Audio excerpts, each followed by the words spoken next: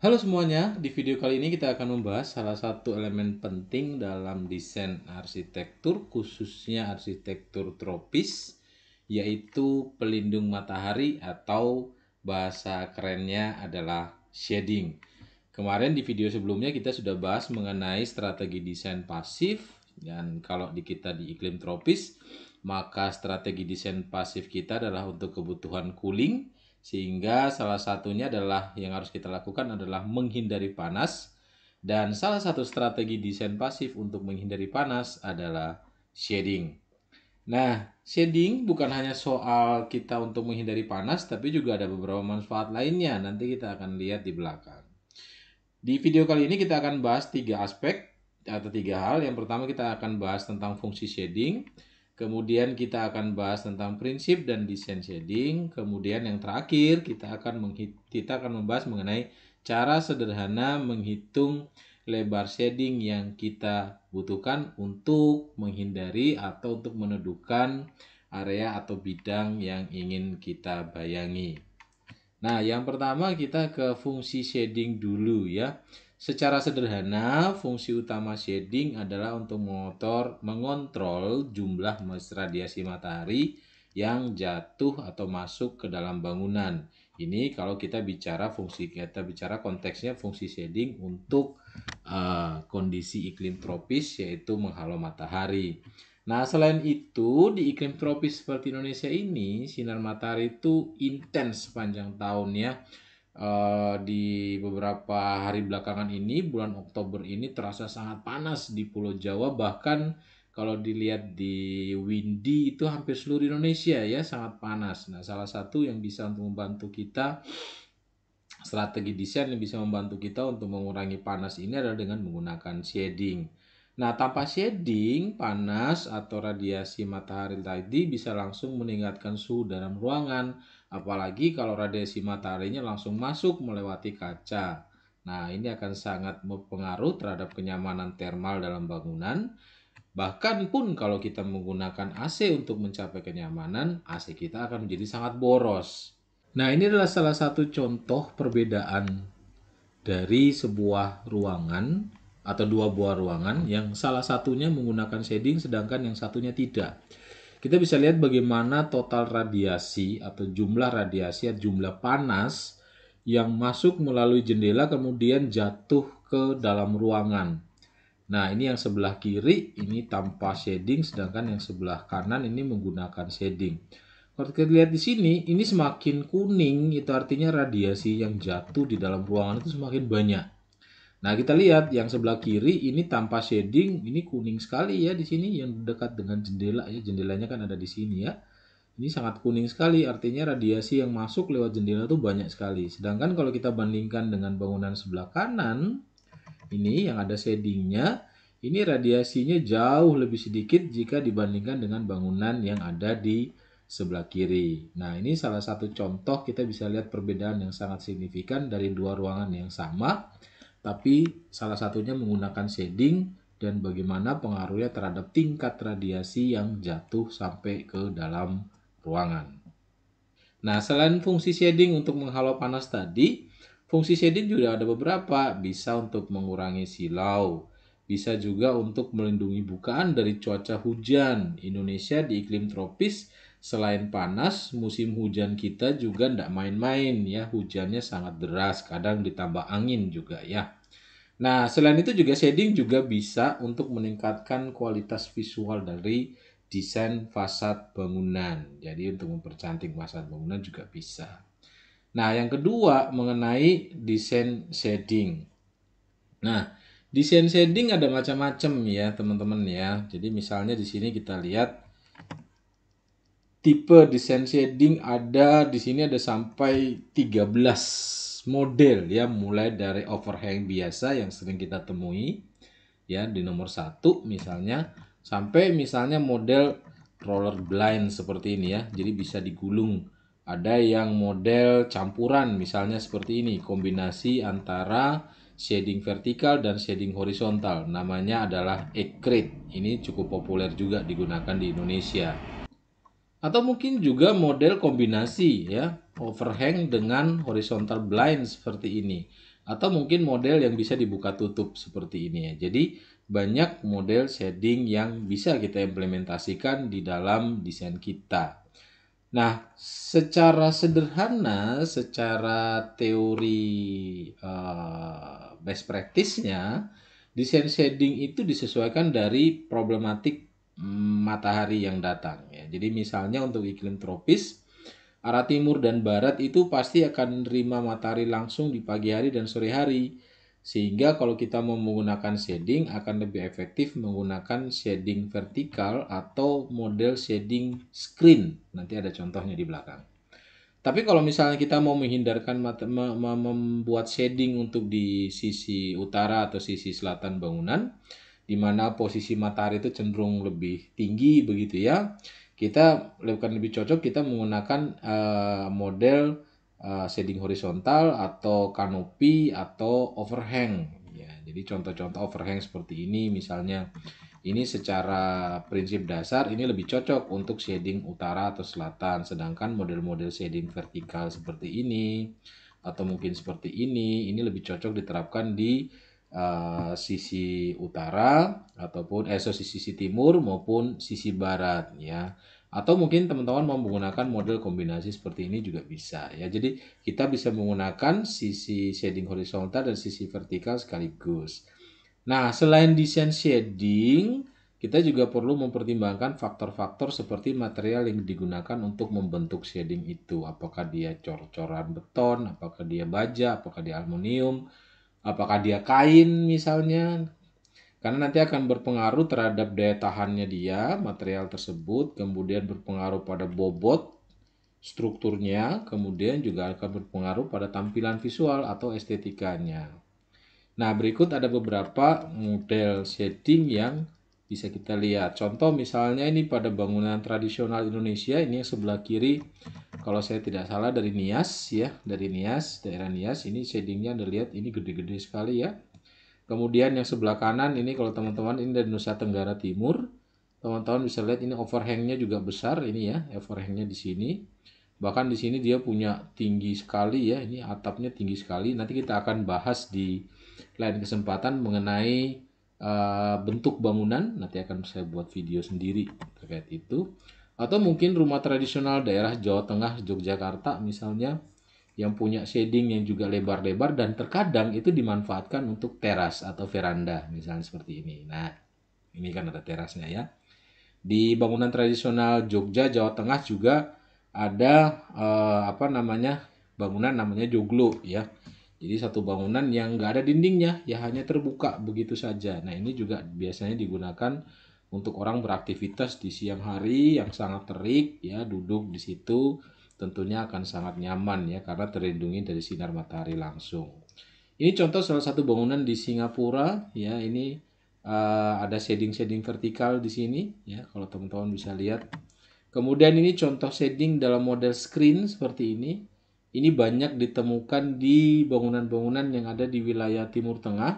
Nah, di sini model screen seperti ini dia tidak hanya berfungsi sebagai shading, tapi juga berfungsi juga untuk menyaring atau mengurangi debu yang akan masuk ke dalam ruangan. Karena kalau di Timur Tengah itu kan kecenderungannya udaranya kering, kemudian panas, tanahnya cenderung berpasir, berdebu, sehingga mudah sekali pasir dan debu itu kemudian masuk ke dalam bangunan. Nah, model shading seperti ini, screen seperti ini sangat efektif untuk membantu mengurangi panas, tapi juga sekaligus membantu mengurangi debu. Ini contoh beberapa shading juga bangunan-bangunan modern ya, menggunakan material-material yang lebih modern, material-material yang lebih lebih ringan begitu ya. Jadi misalnya seperti ini horizontal, tetapi dia menggunakan horizontal blind seperti ini karena ini kaca semua ya kalau teman-teman lihat ya.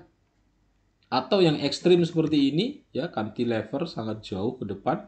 Nah, untuk desain yang seperti ini tentunya pertimbangan struktur menjadi sangat krusial ya untuk kita perhatikan ketika mendesain.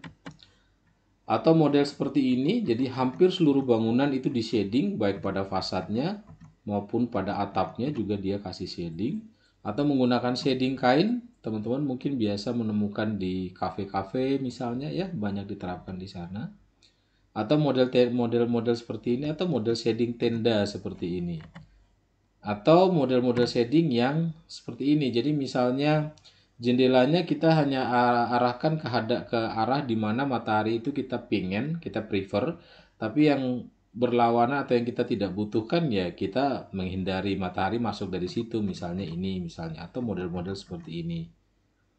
Nah, ini juga bisa diterapkan di dalam desain. Menggunakan tanaman tentunya, kalau teman-teman misalnya punya tanah yang cukup longgar begitu ya, punya tanah yang cukup longgar, mungkin bisa memanfaatkan tanaman. Atau mungkin fasadnya sendiri adalah tanaman, sehingga sekaligus menjadi penyaring terhadap panas berlebih dari matahari, atau mungkin lighting yang berlebih dari matahari bisa digunakan tanaman juga. Atau mungkin kombinasi seperti ini ya.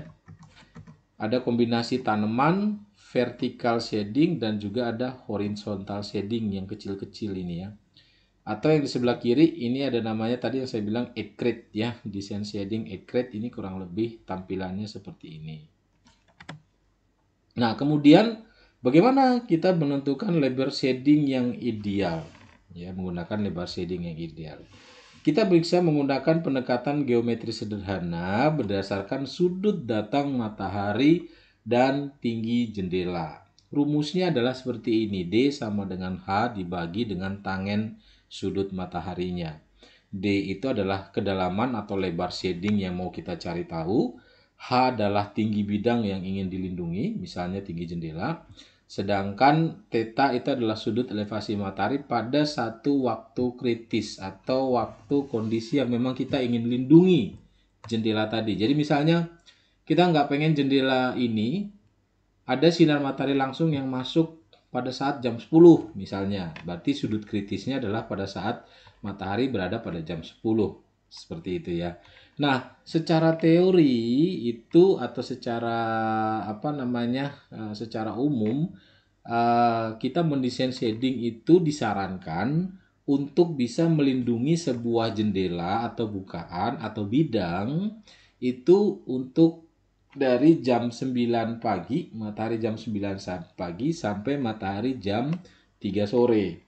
Ya, jadi pada umumnya kita mendesain shading untuk melindungi satu jendela atau satu bidang permukaan dari sinar matahari langsung mulai jam 9 pagi sampai jam 3 sore. Nah, bagaimana kita bisa tahu sudut dari jam matahari pada jam 9 pagi dan matahari pada jam 3 sore? Nah, saya akan ajarkan bagaimana cara menghitung atau menggunakan software sederhana untuk menghitung lebar shading.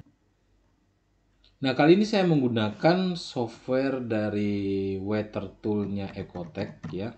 Saya menggunakan software ini untuk kemudian saya ambil data iklimnya Yogyakarta, Indonesia. Kemudian di sini saya bisa lihat ada namanya stereographic diagram.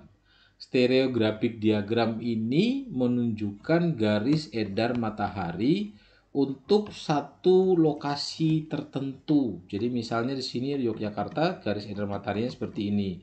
Jadi kalau misalkan saya ganti di sini pakai apa ini ya, London ya, misalnya saya klik, saya double klik. Nah, ini adalah garis edar matahari untuk kota London. Jadi misalnya kalau ini adalah site Anda di kota London, maka garis edar mataharinya seperti ini di site Anda.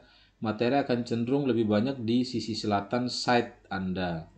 Nah, saya kembalikan ke Yogyakarta. Nah, jadi secara teori saya yakin teman-teman sudah tahu bahwa dalam satu tahun matahari itu tidak hanya bergerak dari timur ke barat, tapi matahari juga bergerak dari utara ke selatan. Ada namanya winter solstice tanggal 21 Desember, ada yang namanya summer solstice itu tanggal 21 Juni pada saat matahari berada di belahan bumi utara. Kalau winter solstice tadi pada saat matahari berada di belahan bumi selatan, sedangkan ada spring dan autumn itu pada saat matahari berada di ekuator atau di garis khatulistiwa. Nah, itu pada tanggal 21 Maret atau tanggal 21 September. Nah, sekarang tadi misalnya ini pertama kita mulai dari saya punya jendela di sisi timur. Saya ingin melindungi jendela tersebut dari sinar matahari langsung mulai dari jam 9 pagi sampai jam 3 sore. Tapi karena dia ada di timur, maka kita tidak akan terlalu peduli dengan sinar matahari sore, ya kan? Maka di sini yang kita hanya akan lihat adalah pada saat jam 9 pagi. Nah, di sini teman-teman bisa lihat yang garis biru dari kiri ke kanan atau kanan ke kiri ini adalah garis edar matahari dari pagi sampai sore, sampai matahari terbenam. Sedangkan kalau teman-teman lihat garis yang ini, yang seperti angka 8 ini ya, ini adalah garis edar matahari dalam 1 tahun pada jam yang sama. Jadi misalnya di sini jam 7, ya ini kan jam 7 ya. Jam 7 di sini, ini garis edarnya dalam 1 tahun itu jam 7 posisi mataharinya kayak gini. Sedangkan garis abu-abu yang putus-putus ini, yang melingkar ini menunjukkan sudut kemiringan matahari terhadap horizon atau terhadap zenit. Zenit itu berada di ubun-ubun ya, segaris dengan ubun-ubun kita, begitu ya. Ini garis ini menunjukkan altitude atau kemiringan matahari ya. Nah, di sini saya mau ngecek dulu jam 9 pagi tanggal 21 Maret. Jadi kita mau menghitung shading, kita harus ngecek untuk sisi timur, kita harus ngecek dalam 3 kondisi ya. Kondisi di mana matahari berada di utara, kondisi di mana matahari berada di selatan, dan kondisi di mana matahari berada di ekuator. Nah, kita mau ngecek dulu pada saat di ekuator. Kita pakai jam 9 pagi tanggal 21 Maret ya. Nah, kita lihat di sini. 21 Maret ada di sini posisi mataharinya. Kita ikut garis putus-putus ya warna abu-abu ini ke sini, maka kita dapat angka sekitar 52 derajat. Ini ya, teman-teman lihat di sini ada 10, 20, 30, 40, 50, 60 sampai 90 di sini ya. Kita dapat di angka tadi 52. Maka cara ngitungnya 90 kita kurangi 52. Kita dapat itu angkanya adalah 38. Kemudian kita ke kalkulator. Kemudian kita tinggal masukkan 38. Kemudian kita tangen 38. Maka kita dapat angka 0,78 atau kita bulatkan 0,8. Artinya untuk setiap ketinggian 1 meter jendela di sisi timur, pada bulan Maret kita butuh shading selebar 80 cm.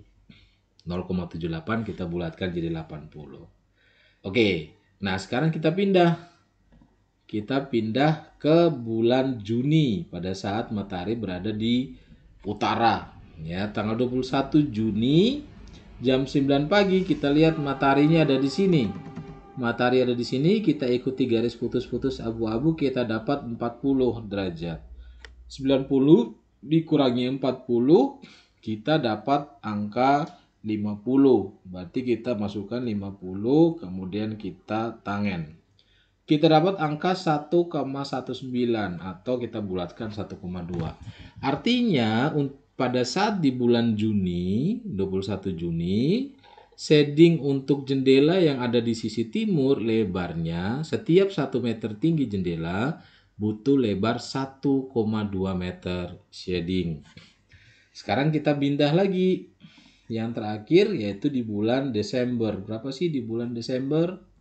Nah, bulan Desember sini kita bisa lihat ya, sudutnya di sini mataharinya kita tarik garis, kita ikuti garis ini, dia jatuh di 50, berarti 90 dikurangi 50 kita dapat 40, kemudian kita tangen 40, kita dapat 0,839 atau kita bulatkan 0,84.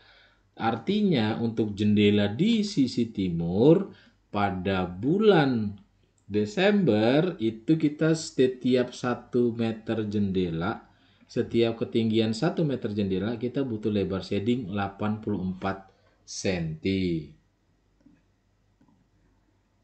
Nah, kemudian kita bisa rekap nih untuk jendela sisi timur, setiap ketinggian 1 meter jendela pada bulan Desember kita butuh 84 cm shading. 21 Juni kita butuh lebar 120 cm shading. tanggal 21 Maret kita ambil butuh shading 75 cm shading lebarnya. Sehingga kalau misalnya kita mau ambil worst case skenario atau kondisi terburuk, maka untuk setiap 1 meter tinggi jendela di sisi timur pada iklim Yogyakarta atau di kota Yogyakarta, kita butuh lebar shading 120 cm. Jadi kalau shading Anda, jendela Anda tingginya 2 meter, berarti butuh lebar shading 2,4 meter. Gitu ya. Apakah boleh dipecah-pecah? Silakan kalau Anda mau bagi-bagi ya jendelanya mau ada banyak shadingnya misalnya ya. Boleh-boleh saja begitu. Nah, case yang sama juga untuk yang di sisi barat. Nah, sisi barat tapi kita ganti karena tadi kita mau ngecek dari jam 9 sampai jam 3, maka yang sisi barat kita ganti menjadi pukul 15. Nah, kita kembali lagi. Karena sisi barat itu kena matahari bulan Juni, kena matahari bulan Maret, tapi juga kena matahari bulan Desember, maka kita harus ngecek tiga-tiganya. Caranya sama seperti tadi. Nah, setelah kita hitung, kita bisa dapat rekapitulasi. Berikut adalah rekap untuk perhitungan shading pada sisi barat bangunan di kota Yogyakarta. Jadi kalau kita lihat di sini untuk sisi barat, setiap ketinggian 1 meter jendela pada bulan Desember kita butuh shading selebar 128 cm.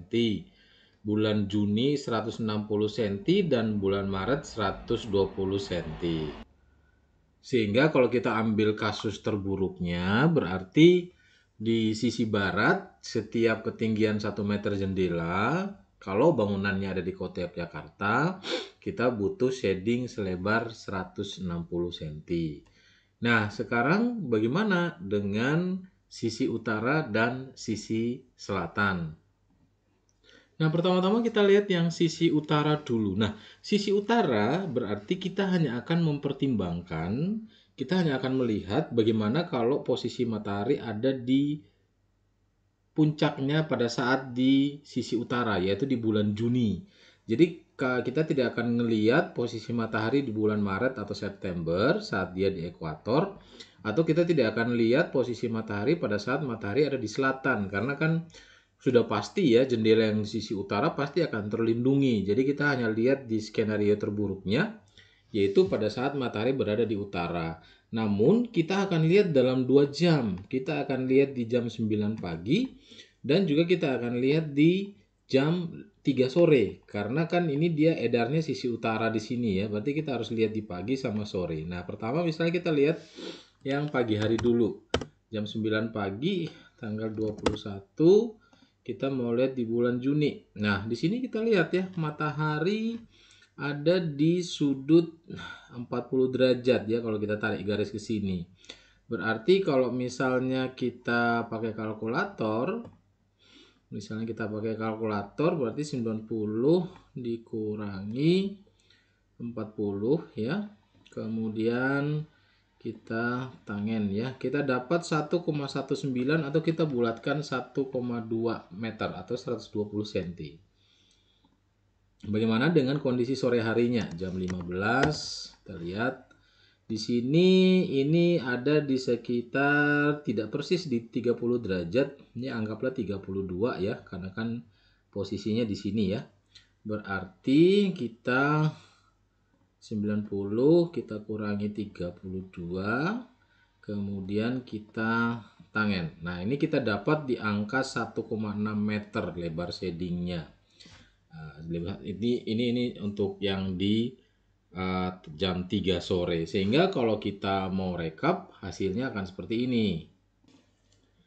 Nah, untuk jendela sisi utara, setiap ketinggian 1 meter jendela, kita hitung hanya pada bulan Juni saja untuk di kota Yogyakarta. Jam 9 pagi kita butuh lebar shading 120 cm, sedangkan jam 3 sore kita butuh lebar shading 160 cm. Nah, kalau kita ambil worst case skenario-nya, berarti untuk jendela sisi utara setiap 1 meter butuh lebar shading sebesar 160 cm. Nah, sekarang bagaimana dengan kalau sisi selatan. Nah, kalau sisi selatan kita cukup hanya menghitung bulan Desember saja. Tidak perlu menghitung di bulan Maret, tidak perlu dihitung di bulan Juni karena sudah pasti aman ya karena jendelanya menghadap selatan. Kita hanya lihat bulan Desember dan di jam 9 serta jam 3 sore. Nah, setelah dihitung kemudian kita bisa dapat rekapnya. Nah, itu sisi selatan setiap ketinggian 1 meter jendela dihitung hanya pada tanggal 21 Desember. Jam 9 pagi kita butuh 84 cm, sedangkan jam 15 sore kita butuh lebar 128 cm. Nah, silakan teman-teman yang mungkin tugas mata kuliahnya, tugas akhirnya, atau mungkin proyeknya itu ada di kota Yogyakarta, bisa menggunakan panduan ini untuk menentukan lebar shading pada desain bangunan teman-teman.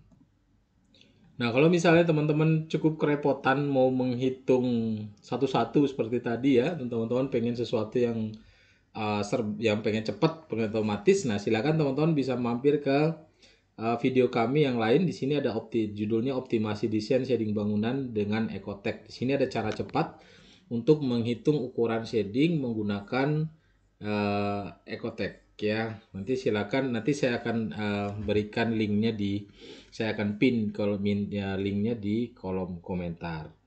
Oke, begitu. Sekian dari saya. Terima kasih teman-teman untuk menyaksikan. Kalau misalnya ada pertanyaan, silahkan bisa tulis di kolom komentar. Dan kemudian kalau teman-teman merasa channel ini bermanfaat untuk perkuliahan teman-teman atau mungkin untuk project teman-teman, silahkan bisa like dan subscribe untuk mendapatkan video-video berikutnya dari tim kami. Sampai jumpa video kami berikutnya.